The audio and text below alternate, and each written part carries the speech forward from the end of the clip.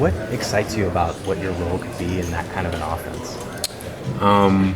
Probably run into six-man boxes, and not just knowing every week there's going to be 8, 9 guys in the box on every single play. I think just playing in an offense that is more spread out, more of a threat to throw the ball deep more consistently, and I think it just automatically is going to loosen up the defenses. And obviously we've seen it this year. We've got guys on the outside that can make a ton of plays. And I think, that's going to just help me in every way possible, just give me more space to run, more room, put less hits on me. And I think, me and Ches can be dynamic in that offense. What convinced you to decide to come back here and not pursue another school in the end? It was really just conversations with Coach Fickle. And, at the end of the day, this Wisconsin is always a place that I wanted to be. It was a pretty easy decision at the end of the day. As soon as I was comfortable with what Coach Fickle was telling me about, my mom always told me, the older you get, the better, unless you're a banana. So, but at the end of the day, it was easy. Coach Fickle's a guy I love to play for. I'm excited to play for, and I'm excited about the future of this team. Did you have to be sold in any way, or was there something you needed to hear before you needed to come back, or what was kind of the conversation like? Not really. It was just more of trusting, getting to know Coach Fickle, and learning about his vision for myself and the future of the program.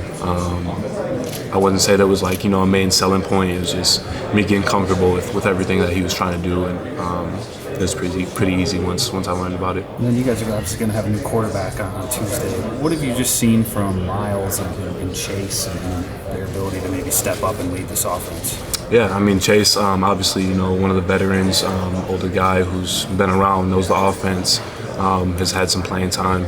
Obviously, he was the backup, so I think it'll be a pretty smooth transition for him to just step up and play well tomorrow. And Miles, just a lot of maturity, and since day one, he's been willing to learn, doing everything that he can to be ready to play. I thought that he did a great job throughout bowl prep. And I think if he were to be the quarterback, he would be ready for it. But I think both of them, give us a great chance to win. Coach Fickle's talked about trying to build relationships with you guys in a very short amount of time. I know you mentioned that you guys going to a wrestling match or whatever, but what has he tried to do with you individually to try and develop a relationship in such a short time, knowing how important that relationship will be for the next year? Yeah, pretty much what you said. We kind of connected with our wrestling background, and definitely trying to get to a match in the near future. So that's one thing that we had in common right off bat. And relationships pretty much just comes from getting to know each other, just having a conversation, and obviously doing things like going to a wrestling meet. But like I said, just kind of conversations. When you first got there, and still to this day, I'll be in his office, or even if we're eating, just talking, getting to know each other like that. Are there some young guys in bowl prep that you've liked on offense or defense that could be a big part of this team next year? Who are some? Young guys, yeah. I think offensively, Chris Brooks is one. Vinny, you saw flashes of him throughout the year. JT Seagreaves, I think he could be a playmaker. He's incredibly fast. For some reason, I don't know how or why, but incredibly fast. Defensively, honestly, it's hard to, off the top of my head, just because I'm not over there. But those are 3 guys offensively. Miles too, 4 guys offensively that come to the top of my head. Last month you talked about, you were pretty honest with us about you were disappointed with kind of how your season had gone. Why do you feel that way? Or like when you look at this season, what makes you think you maybe didn't do what you wanted to do? If that makes sense.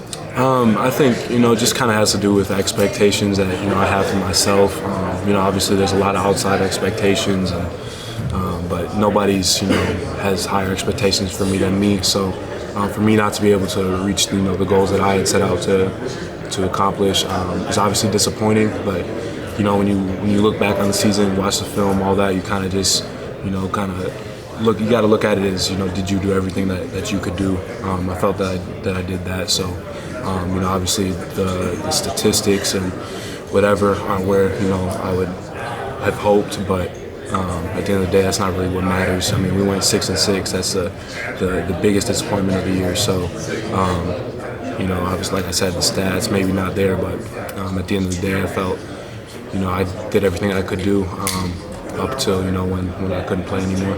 What goals?